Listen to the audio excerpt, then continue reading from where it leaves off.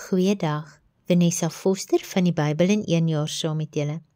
Vandag lees ons saam uit Markus 5 verse 21 tot 43.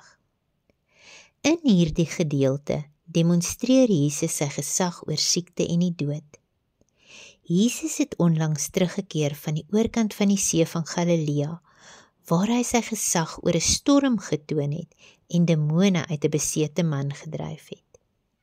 Nou, in verse 21 tot 24 lees ons van 'n groot skare wat onmiddellik na Jesus toe gekom het en Jairus, 'n geleerde Jood en sinagogeleier, vra dan dat Jesus vir sy sterwende dogtertjie moet bid. Hierdie man moes heelwat vertroue in Jesus gehad het, want hy het geglo dat Jesus die mag het om sy dogter te genees.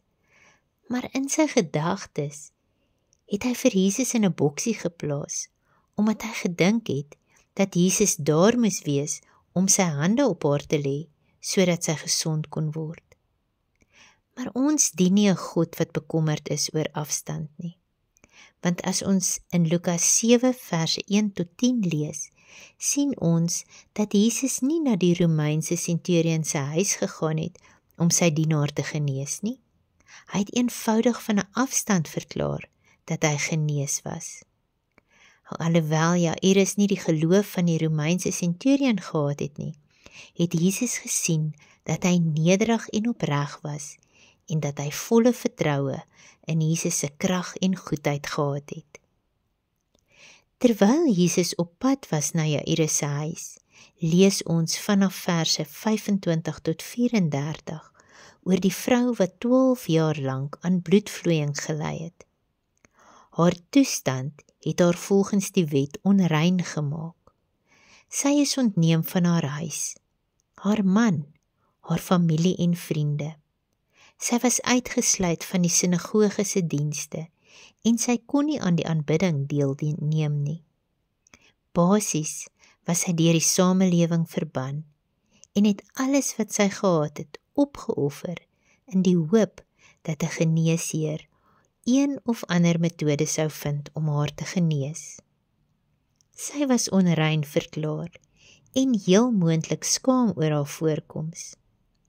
Alhoewel sy van Jesus gehoor het, het sy nie genoeg moed gehad om hom te vra om haar te genees nie. Sy het egter gedink dat as sy in die geheim aan sy klere raak, sy genees sal word. Sy het geglo in die genesende krag van Jesus en die rand van sy kleed het as 'n kontakpunt van haar geloof gedien. Markus gebruik dan sy gunsteling woord om haar genesing te beskryf en die krag wat Jesus ervaar het toe die genesing plaasgevind het. Dadelik. Sien, die oomblik toe die vrou Jesus se kleed aanraak, het dit hom nie onrein gemaak nie. Dit het die vrou heel gemaak en sy hoor die mooiste betekenisvolste woorde.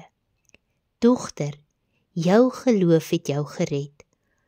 Gaan in vrede en wees van jou kwaal genees.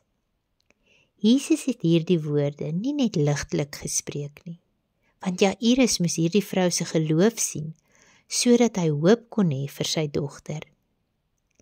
Ons lees in vers 35 dat Jairus se dogter gesterf het.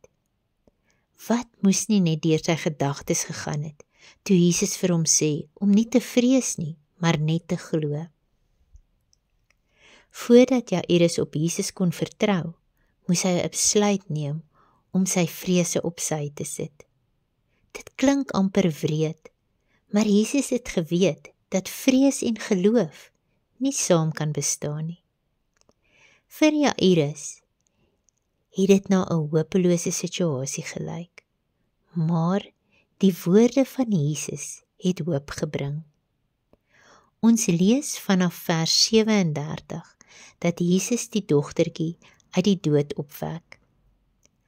Hy het niemand toegelaat om hom te volg nie, behalwe vir Petrus, Jakobus en Johannes, 3 van sy disippels wat saam met hom gewandel het. Jesus berisp dan die mense oral geween en sê dat die kind nie dood is nie, maar net slaap. Hul hartseer en pyn verander dan in bespotting, heel moontlik omdat hulle nog nooit die krag van God ervaar het nie. Romeine 4 vers 17 sê vir ons, dat geloof in God die onmoontlike moontlik maak, en lewend maak waar daar geen hoop is nie. Jesus praat met die dogtertjie asof sy lewendig is. Hy spreek met die krag van God en wek haar uit die dood uit op. Soos met Petrus se skoonmoeder, Markus 1 verse 30 en 31, is die dogtertjie onmiddellik genees en die reaksie van die omstanders was pure verbasing.